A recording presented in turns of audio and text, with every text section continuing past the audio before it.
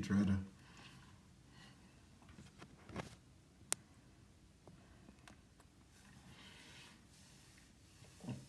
Hey, good morning. Good morning. Hey, good to see y'all this morning.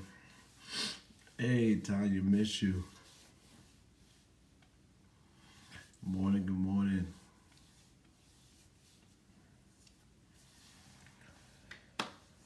Hope everybody's doing well.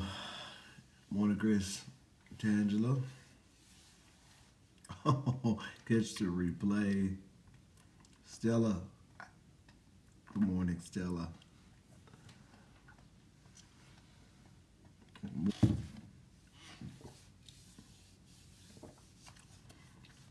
Come on in. Monday Night Madness was crazy.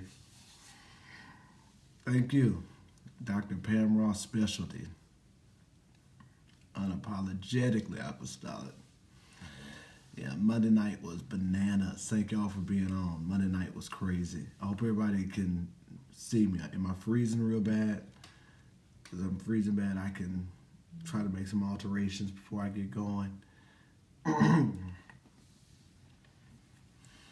All right. Am I freezing? All right. It's freezing a little bit. All right. All right. Hey, Marcus, good morning. I wanted to get on this morning because it may be the only morning. All right, it's freezing a little bit. Okay, so I'm getting mixed reviews. Hold on. Hold on 1 second, guys. This may knock us all out, and if it does, okay. All right. If it knocks you out, just hop back on. I turn my Wi-Fi off. We'll see what happens. All right. All right. Yeah, this may be the only morning I can get on this week. Try again tomorrow morning, but I'm on the road again tonight. I'll leave again tonight, back out of Atlanta. Got a stop to make in Birmingham. Then we're going to Memphis. Going to Memphis Thursday night. Fanika graduates Friday out of Huntsville. We're in revival this week in Memphis. So this is just a crazy week as well. But I'm gonna do my best to get back on at least one more day this week. I ain't making no guarantees. Y'all see my voice sound all scruffy. I've got a little to nothing left. But God is good. Hope y'all are ending this year strong. And I hope you all have been at least able to remotely somehow stay up to beat with the 90-day Bible Challenge. Now, here's what we're about to do. Here's what we're going to do at the end of the year. Believe it or not, Saturday we start the New Testament. Saturday we crack open the book of Matthew. And if for any reason you have fallen off the map, you have fallen off the face of the earth, you don't have a clue of what I'm talking about. We're doing a 90-day Bible Challenge. We started October 1st and goes through December 30th. And Saturday, we start the New Testament. So in 20 days, we're going to read through the entire New Testament. So if you have not been able to keep up with us and you want to at least finish the New Testament this year, you can do it with us starting Saturday up through December 31st. So I want you, if you can't hear me, go back out and come back in and see what happens. Go out and come back in and see what happens. So I want everybody who can to at least, at bare minimum, hit that New Testament with us starting Saturday. It's real easy reading. drpamross.com, I believe that's right, or pamross.net is where you can get this shirt. She's got several of them, but that's where this comes from. Dr. Pam Ross. Follow her on IG under PR the Builder. PR the Builder. One of the most phenomenal leadership developers I've ever been around. All right, so guys, this morning I'm gonna crack open with you all the book of Jonah. I want you all to go with me, if you can, to the book of Jonah, and I'm gonna deal. For at least a few minutes out of Jonah. You all pray for me. I'm telling you, voice is all scruffy. If you want to see the message if you want to see Monday Night Madness, go to my Periscope. Yeah, when we finish this, go into my broadcast, my recent broadcast. It'll be the last one before this one. It'll be the last one before this one. All right. So I want to crack open the book of Jonah, and I want us to just take a few minutes and deal there, and I'll be out your hair. All right. And hopefully get you all off to an amazing start to the end of your week. It's hump day. So hopefully get you all off to a powerful start to end your week. All right, so Jonah 1 is where I'm going to go. And I'm going to creep on into 2, which is where today's reading starts. But Jonah 1, it starts talking about the call of this minor prophet by the name of Jonah, who has a very significant role to play in the lives of lives of a group of people in a city, a very rebellious city by the name of Nineveh.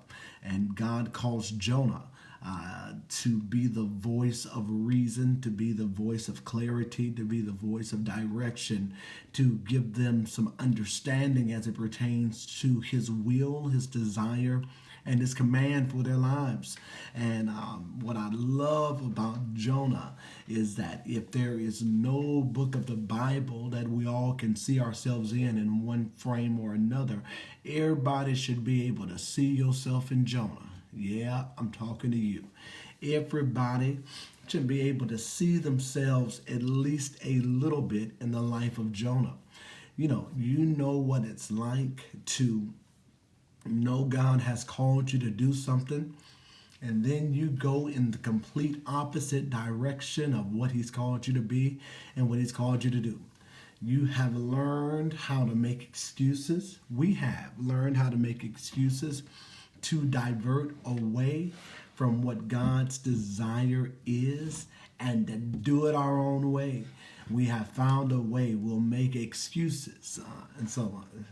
Y'all bear with me because I'm going to try not to step on your toes too hard, because last time I did, I lost like 150 followers on the scope. So I'm going to try to be gentle this morning. But we know how it is to run away from the will of God and from what it is that God is calling us to be and calling us to do. Just being the master of excuses. So here's where I want to start. And I'm going to try to very slowly creep into this, and we're going to have y'all out here hopefully in like 30 minutes. All right. It says, now the word of the Lord came to Jonah, the son of Amittai, saying, go to Nineveh, that great city, and proclaim judgment against it, for their wickedness has come up before me. But Jonah ran away to Tarshish to escape from the presence of the Lord and his duty as a prophet. Okay. Now, number one is you have to resist the temptation to divert from divine direction. Here's the big part I want to be sure I get to your heart today.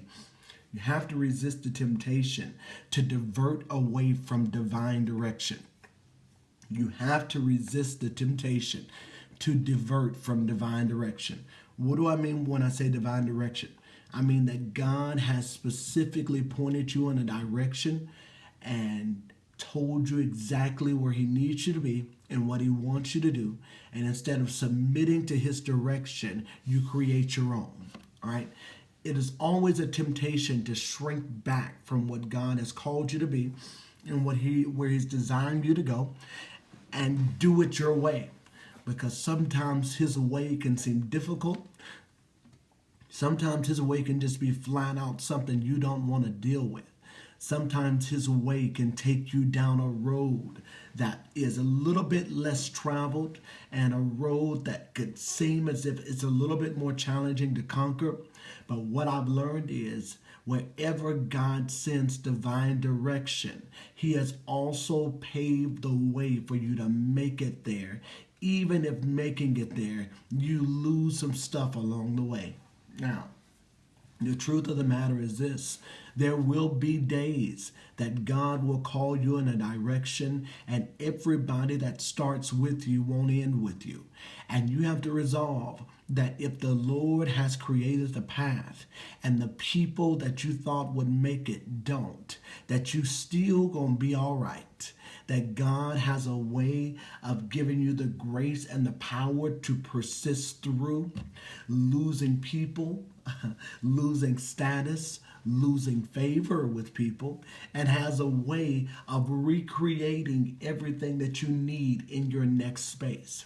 What I've learned about God is this. Anytime God has given you divine direction, there are certain things that come with divine direction. God also sends divine provision with divine direction. He sends divine provision. He sends what you need before you even get there.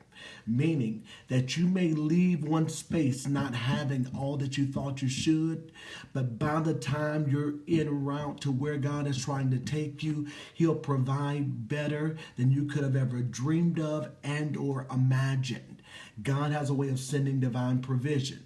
He also sends divine protection, meaning that whenever God has directed you on a path, even when all of hell's forces try to distract you and try to keep you from getting to the place that you desire to be, God has a way of sending heaven's host to protect you against hurt, harm, or danger. What I love about God is that He specializes in protecting His beloved. He specializes in keeping you even when you are unable and incapable of keeping yourself. He has a way of protecting you. However, whenever you choose the route outside of His will, you leave yourself to the elements and to the hand of whatever this world desires to do with you and through you. And sometimes what I've discovered is that even in your running, God is going to create a path for you to run back to Him.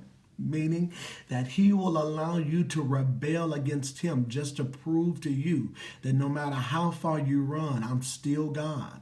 Now, Jonah's desire, and I've got to stack this very clearly, Jonah's desire was to run away from an assignment and to run away from his call. To run away from an assignment and to run away from his call. Because your assignment does not always come packaged the way that you think it should. Yes, I'll be very clear. Your assignment does not always come packaged the way that you think it should. And most people, especially those of us who are followers of the faith and those who believe that we have gifts within the call of the house of God, we think our assignment is based in a pulpit, when in all actuality, the pulpit is just a platform that a partial or part of an assignment is released. The truth of the matter is this, that when God calls you to do something, it is done outside of a stage and it's done outside of a microphone, and it's called to reach a people in a different way. God does not just use a microphone to rescue people. He uses your life to do it. And so if you think that your assignment is only encapsulated in a stage and in a microphone and being able to navigate a moment, you've missed your real assignment. Because God will send you to a people. He'll send you to be a voice in a wilderness. He'll call you to be the redeemer of time for somebody else. He'll call you the term that God has given me that I'm just really rolling with right now. He'll call you to be a grave robber, to remind somebody that there's more to their life than where they are and where they're currently situated, and call them to see that there's something greater on the inside of them. All of this is important because you can't run from your call and expect the grace of God to follow you wherever you're going. It's impossible for you to want all of God's grace and sovereignty outside of operating in His will. It means that there is a place that God will still allow your permissive or His permissive will to cover you, but your grace shifts with it. Everything changes when you begin to operate in permissive. And what we find that is in the life of Jonah.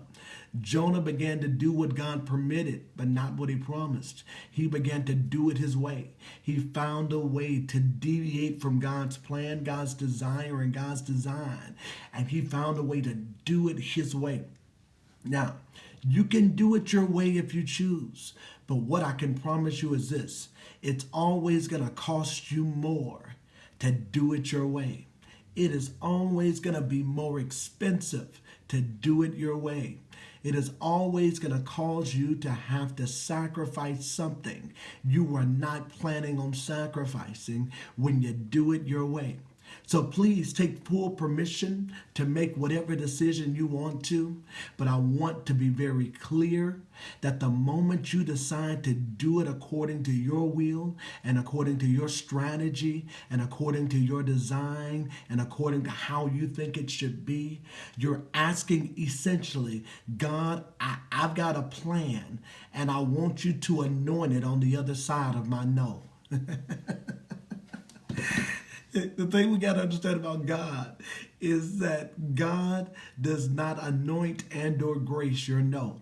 He does not give an anointing and a grace and a power when you voluntarily choose to rebel against what it is that he has designed and he desires. I know that we live in a society where we have encouraged people to make their own choices and to do it their own way and to find the path that works best for them and to operate however they choose. It is their decision. You got one life to live. You only live once. All right, so do it your way. But the truth of the matter is this: it is impossible to have God's grace for God's assignment for your life when you're living in a voluntary rebellion.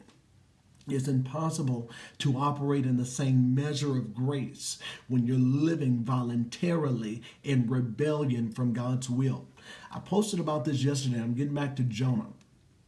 That when I had to make probably the most challenging and painful decision of my life to leave Tucson, Arizona earlier this year, the one thing that gave me reconciliation and the one thing that caused my heart to come into alignment with God's will was that I had a conversation with Dr. Stevenson, and I felt like I was failing God if I left Tucson because I didn't feel like I had completed everything that I needed to do. I made it a lot about me and what it was that I wanted and what it was I had dreamed of transpiring and what I thought that I could do. And Dr. Stevenson, in essence, we had a lengthy conversation, and he, in essence, began to tell me, the only way that you fail God is when you begin to operate outside of the grace that he's allowed you to be in. And it was one of those aha moments for me. It was one of those moments where the light bulb came on. And it reminded me that, yeah, I could stay and do a thing, but if the grace had lifted, so would my ability to occupy it to the fullness that God had called me to do it. Because anytime God is pushing you in a different direction and you give him a no because you feel like your direction is better, you willingly say, God, I love you, but I think I know more than you do. It's essentially what you're saying, that God, I love you. I believe you're the greatest thing that's ever happened to me, but I believe that I'm a little bit smarter than you. All right. Anytime you rebel against the push and the prod of God, what you're essentially telling him is my way is going to be better than yours. All right. So what we've got to do and what we've got to reconcile in our heart is that no matter how smart you think you are, no matter how strong you think you are, I don't care how many followers you've got on any social media platform. I don't care how many hearts come through every time you get on. I don't care how many amen corners you've got supporting what it is that you're trying to do. If God is not in it and God is not pushing you to create it and God isn't signing off on what you're trying to do, it's going to fail every single time. But if you're walking in the power and the grace and the wisdom and the will of God, he's going to support it. He's going to back it up. Heaven's hosts are going to support you, and you will not lack any good thing. If there's anything that God has proven to me, every time that I do it his way, lack never hits my house. Hear me. And here's my word for you as you end this year. Don't you end this year feeling you're belling more than you are fulfilling the will of God. Do it his way, and lack will never hit your life. Hear me. I want to speak prophetically over you that if you do it God's way, lack is never going to hit your house. I'm not talking about halfway doing it God's way. I'm not talking about doing it God's way when it's convenient for you. I'm talking about God inconveniencing you and you trusting him in a season that don't make no sense. Watch God do it every single time, and lack will never hit your house. I need somebody just to agree with me there, that lack will never hit your house. Agree with that for you. Lack will never hit your house because you're doing it God's way. And anytime you do it God's way, God, by heaven's response, has a way of supplying your needs better. Man, I live in a place of abundance and overflow. I live in more than enough. God will never allow me to lack any good thing because I'm following after what his will and his design is. I will never taste what lack looks like. God has a way of supplying every one of your needs according to his riches and glory, according, Lord have mercy, to the power that's already at work in you. God will pull an idea and he'll pull a supply out of you that you didn't even know was available. Lack will never hit your house, but it only happens when you stand in the center of God's will and you refuse to rebel against what it is he's creating you to do and how it is he's creating you to walk. Jonah's issue was an issue of rebellion. Number one, Jonah didn't like the people God was about to send him to. And can I be honest with you? God does not care about your preference. He cares about his will. God does not care about your preference. He cares about his will. I want y'all to hear me when I say this. God does not care about your preference. He cares about his will. And too often we have taken our preference over God's will. We have asked God to do a thing for us the way that we desire and the way that we want, and we think God must submit to our preferences. God is not obligated to submit to your preferences. Just because you don't like them doesn't mean God doesn't love them. God is not obligated to submit to your preference. Just because they did you wrong does not mean that they are not worthy of redemption just like anybody else. God is not obligated to submit his will to your preferences. All right. So it does not matter how challenging they may have been to you or for you in your last season. What it really matters, or what really means the most to God, is that you are not submitting your preferences over his divine will. That you're not allowing yourself to get in the way of what it is he's desiring to do in a moment. Because how many of you all have watched God do it? He'll save somebody that you thought would never get there. God is the master of taking the least likely and making something powerful and dynamic happen in the context of their lives. He is the master of taking those that the world has thrown away and those that others have disregarded and being the very vehicle, allowing you even to be the very vehicle of their divine deliverance. Here it is with Jonah. He's running away from his assignment. It's one thing to simply run away from a moment. Jonah's trying to get out of his prophetic call completely. And I tell you this, whenever God has put an office on your life, I don't care how frustrated or despondent you get. You cannot run away from the office you've been called to occupy. I'm going to say it again. I don't care how frustrated you find yourself. You cannot run away from the office God has called you to occupy. It may not make any sense to you. You may get frustrated in the midst of it, but you cannot run away from the office God has called you to occupy. Meaning that even when you have been hurt in the process of it, God is not going to let you wiggle out of the call that he's created you for. Even when they have broken you, they have voluntarily torn you down, they have left you in pieces. God is not going to allow the call and the office and the grace that he put on your life to be wasted. And even when it's not adding up, God has a way of taking the greatest subtractions, multiplying them, and making them better than they've ever been before. Because God is not going to waste the oil that He's poured out on your life to impact the lives of others. And He's not going to allow a moment where people have broken you and a moment where you felt like you had to run away from it all. He's not going to allow that moment to be wasted and allow you to get out of your call. Here's Jonah. Jonah makes up his mind, I would rather pay than to do what God has called me to do. I'll get on a boat. I'll sail away. I'll just sail away into it. Yeah, I think that's a lot of our stories. I'm with you. I'll just sail away into the deep blue. I ain't going to worry about anything else. I'm just going to take my own journey. I'm going to be gone and everything going to be all right. Let me tell you something. There is not a rock that you can hide under where the call of God is not going to manifest again in your life. There ain't a rock in this nation, there ain't a rock in this world that you can hide under where the call of God is not going to pull you out. And I don't care how long you have went covert and you have went undercover and people haven't seen it, and now you just think that maybe that season has passed in your life. The truth of the matter is this: once God puts it on you, there is no way that it's ever going to be silenced forever.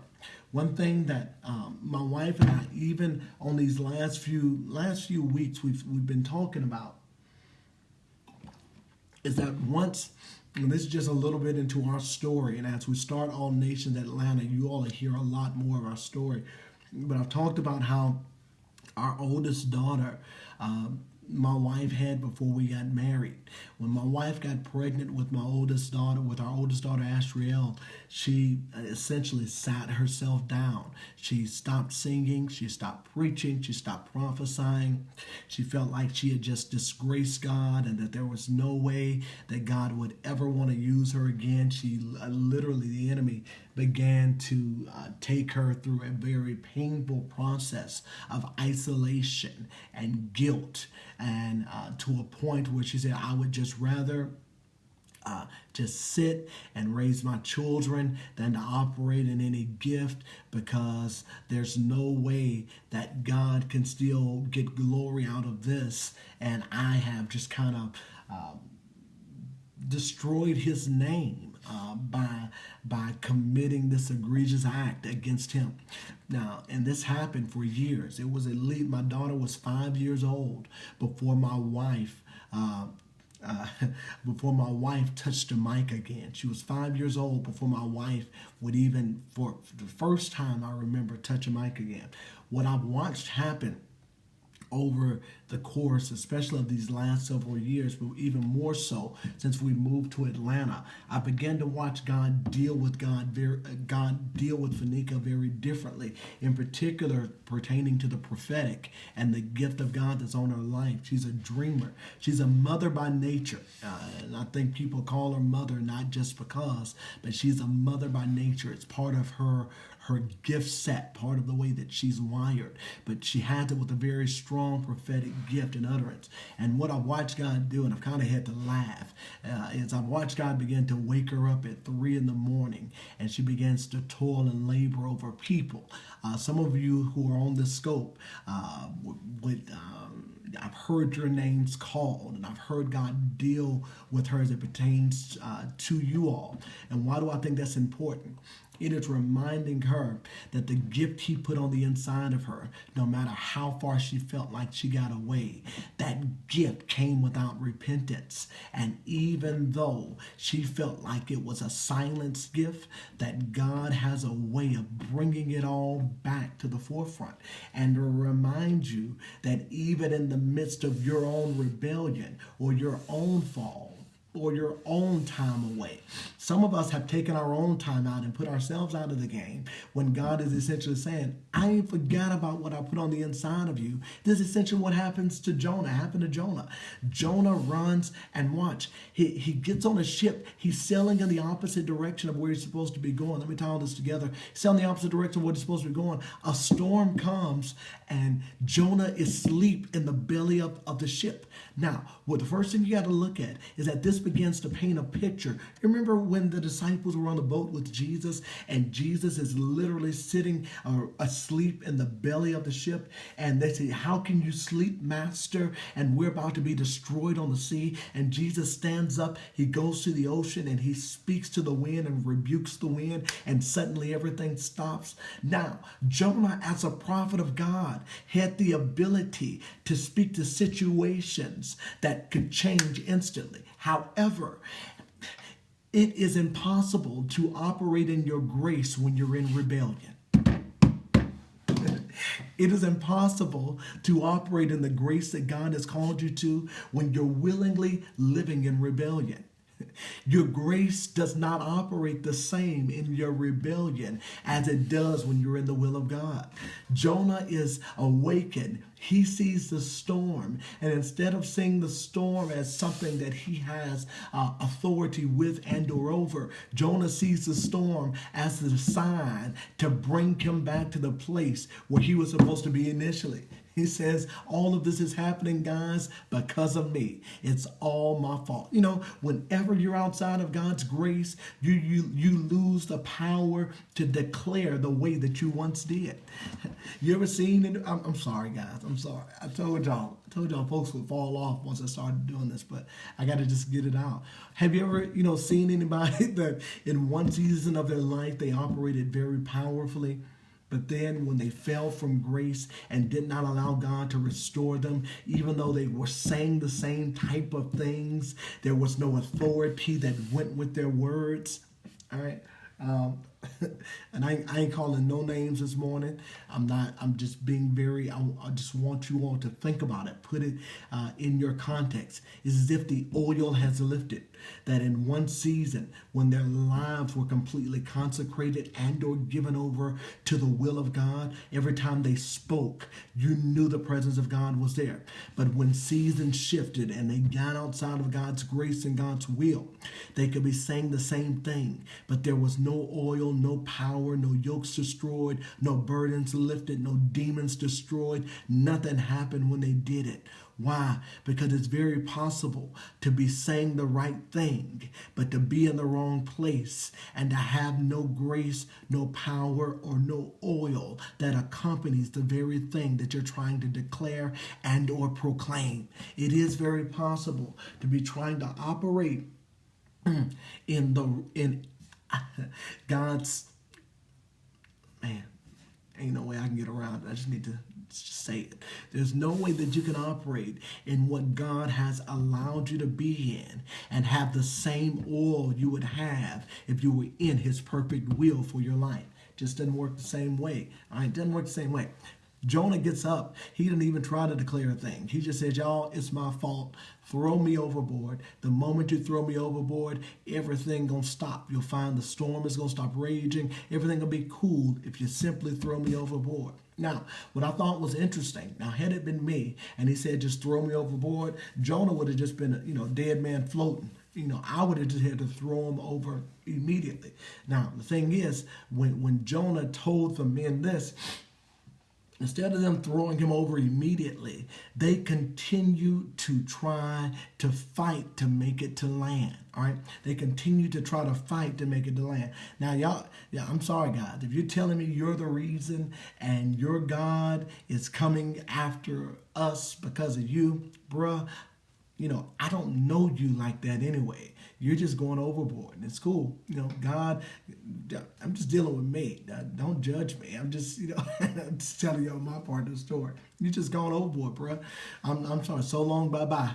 I mean, you're just gone overboard. Here it is. These men began to struggle and to strain to attempt to keep Jonah on the ship. They did everything possible.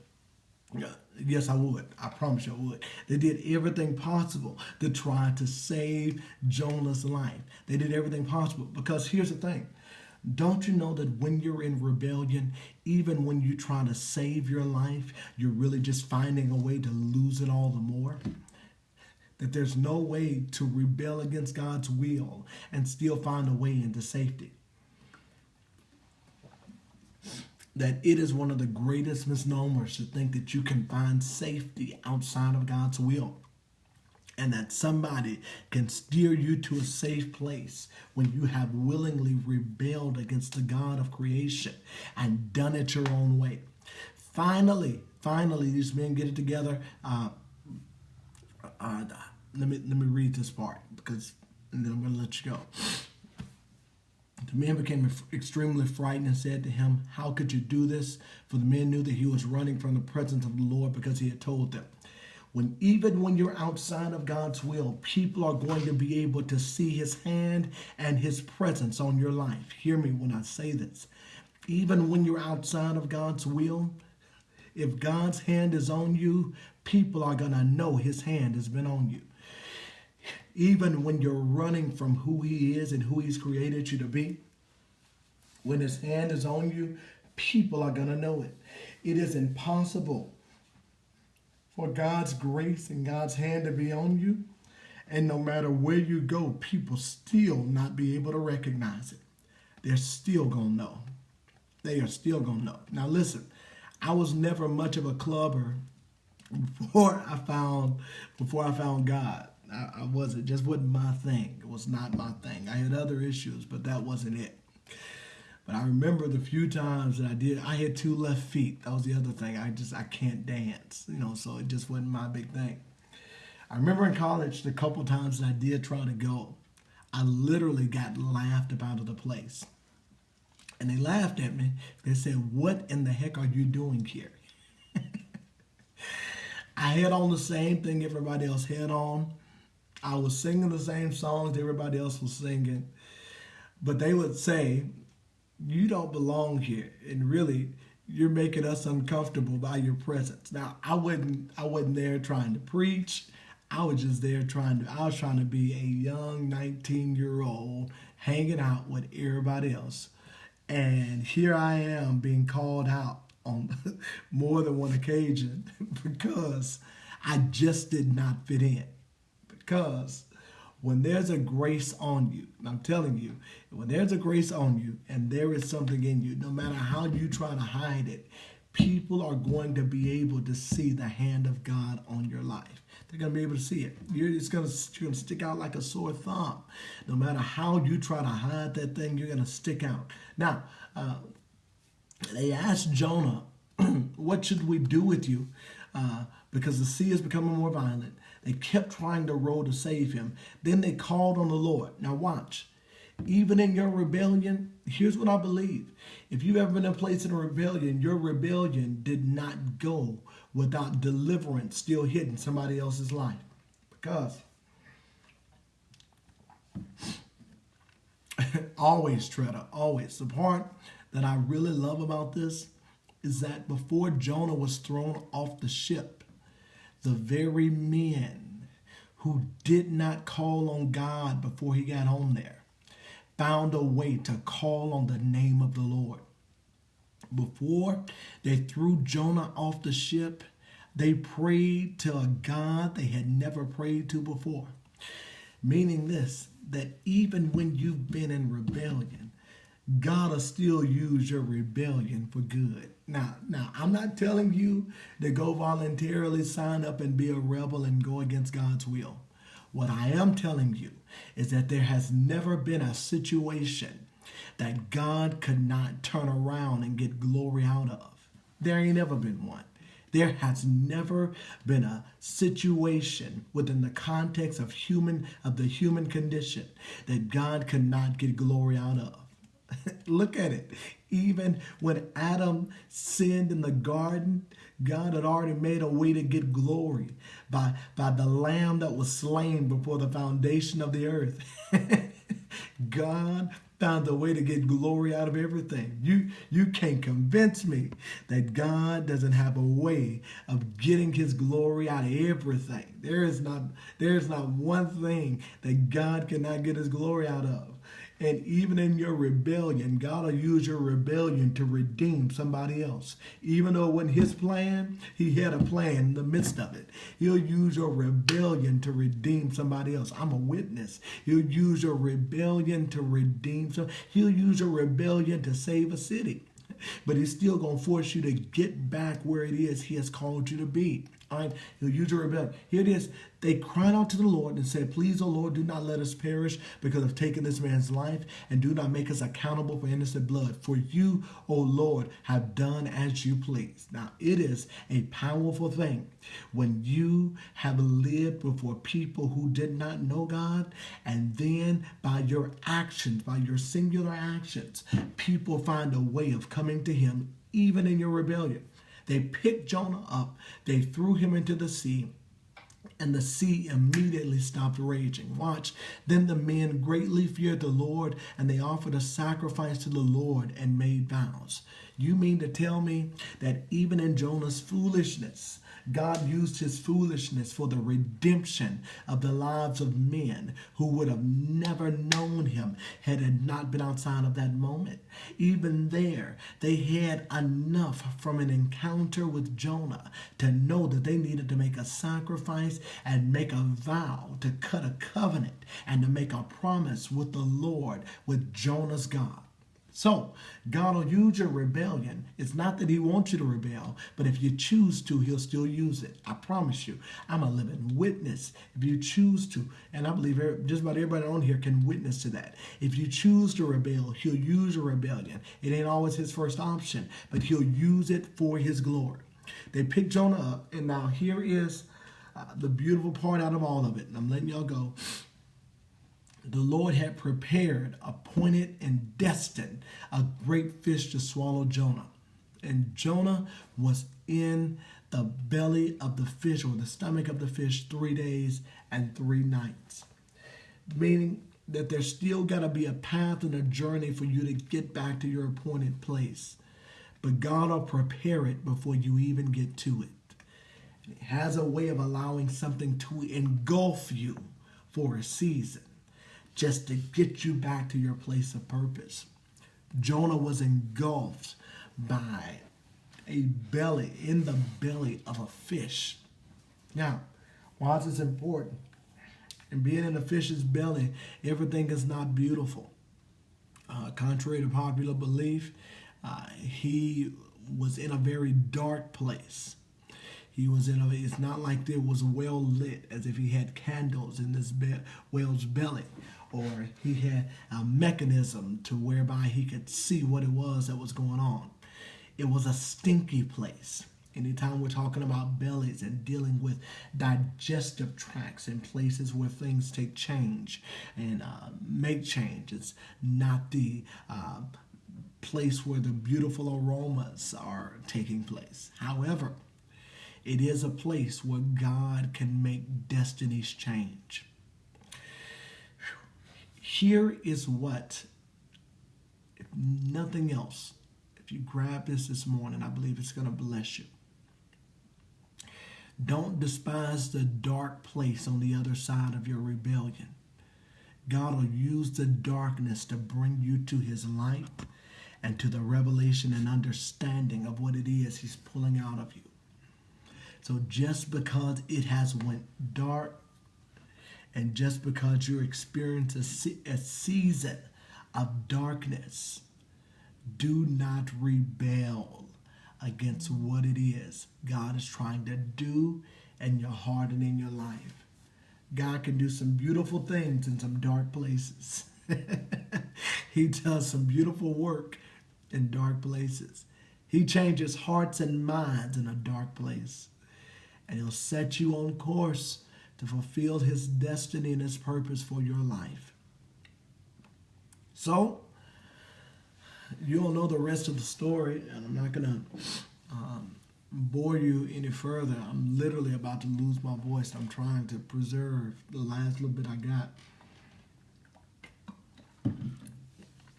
But don't allow a dark season, or don't even allow your rebellion to cause you to miss what the God of heaven is trying to unfold in and over your life.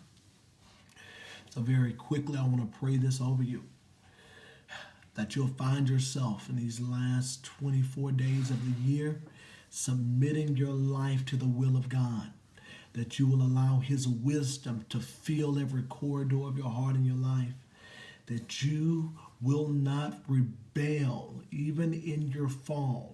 You will find yourself resubmitting to the will of God and allowing God to light your path in a new way. I pray that there will not be multiple Jonah experiences in your life, that God brings you to a place of admission, of repentance, and completely turning away from the very thing that tried to consume you. May the God of salvation and the God of all grace supply your life with everything you need to not live in rebellion, that you will fulfill his will for your life. And I declare over you strength, grace, power, wisdom, and understanding to walk after what it is he's designed for you, and to never find yourself willingly participating in a rebellion that'll destroy your life and your destiny. May you find yourself centered in God's will and fulfilling his call and his assignment for you. In Jesus' name, amen. If you agree with this, hands and hearts, guys, hands and hearts.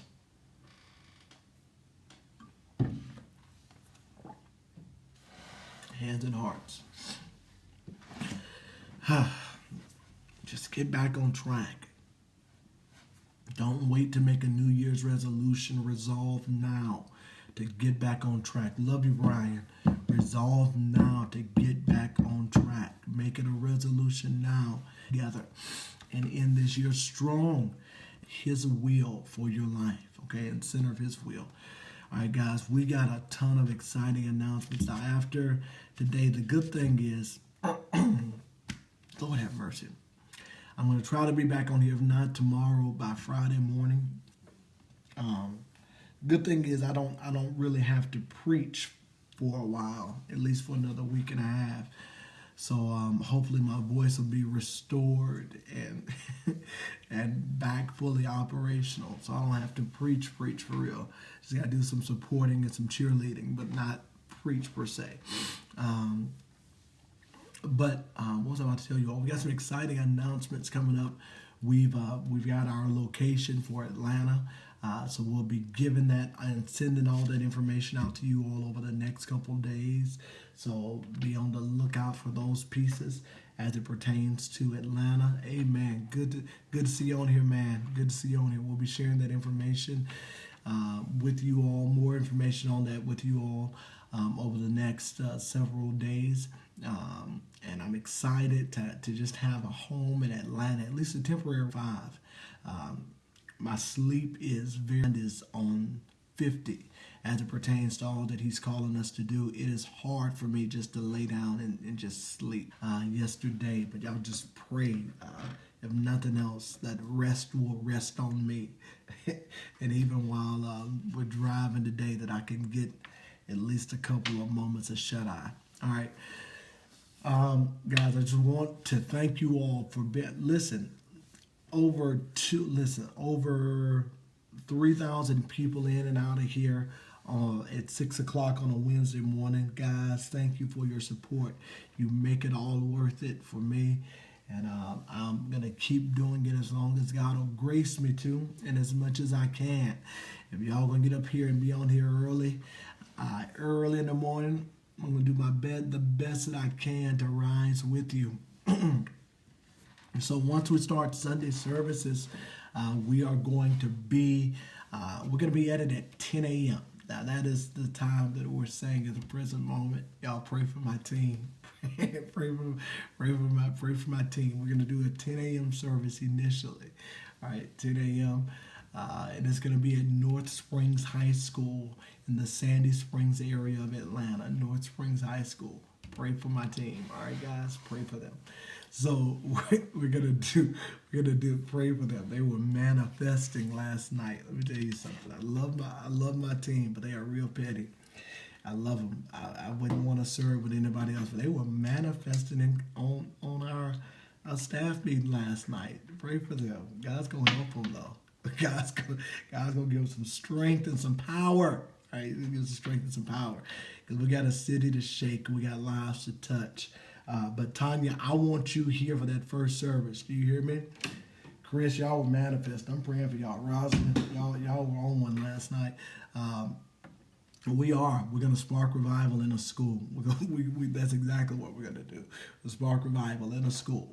But, Lord, I forgot where I was going with that. I was going somewhere, but I'm not going there now, I guess. All right, so let me get out of here. I want to try to lay down for a few more minutes before I get these girls up and get them moving for school. I love y'all. Pray y'all have a great day. 10 is better than 8. But there will be a time when we're doing an 8:30 or a 9 o'clock service. Second Sunday in January, January the 8th. There will be a time when we're doing multiple services. So y'all just be ready. It's coming. There's no way it's not. God is going to send a harvest. I want you all to understand God is going to send a harvest. And it has nothing to do with me. It has everything to do with the grace that he's putting on our assignment. It has everything to do with the grace that he's putting on our assignment. I missed the question if you sent one. Everything to do with the grace on our assignment. And if nothing else, at All Nations, we grow grass. It's exactly what we do. The sheep come because we grow grass. The sheep come because we grow grass. That's what I've learned. We are grass growers. We grow grass. We find them, we give them a place where they can come and eat and find safe pasture. And we are grass growers. It's what we do. We help people recognize that they can come to a good pasture and don't have to work. Well, never mind. Can't be petted this morning. God help me. All right. I love y'all. I got to get out of here before this voice gives out completely. Y'all have a great, we grow grass. That's right, man. We grow grass. That's what we do. All right. I love y'all. Stay up. Yeah, go to the worship room. Marcus Rivers _worship. He will be on. Don't do it, Marissa. He'll be on within the next hour with the worship room. I'm coming with my tats soon, guys. This is virgin skin, but tats are coming. Lord, don't make me go there this morning. Y'all just so petty. Y'all are so petty. All right, I love y'all. I love my petty tribe. Y'all have a great day. Let me get out of here. Have a great day. Love y'all.